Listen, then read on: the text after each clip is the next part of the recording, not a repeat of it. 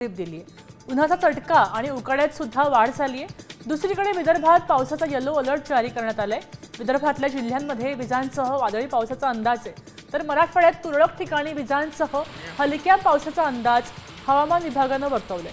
सिंधुदुर्ग जिल्ह्यामध्ये जोरदार सरींची शक्यता आहे।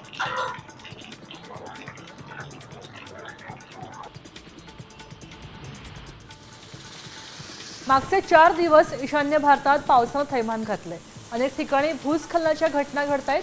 नद्यांना पावसामुळे पूर आलेत। आतापर्यंत 34 लोकांचा मृत्यू झालाय। बचाव पथकांकडून नागरिकांना सुरक्षित स्थळी घेऊन जायचं काम सुरू झालंय।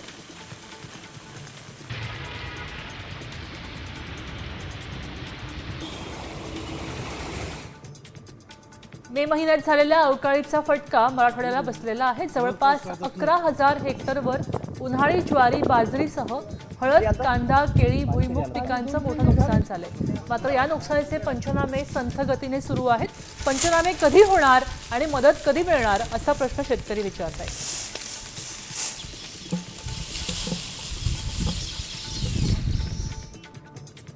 पुण्यात अवकाळी पावसानं उन्हाळ्यामध्ये कांदा पिकाला मोठ्या प्रमाणावर अनेक ठिकाणी फटका बसलाय। यामध्ये रांजणगाव इथल्या शेतकऱ्याचं कांद्यामध्ये मोठं नुकसान झालंय। कृषी मंत्र्यांकडून नुकसान झालेल्या कांद्यांचा पंचनामा व्हावा अशी इच्छा शेतकऱ्यांना व्यक्त केली आहे।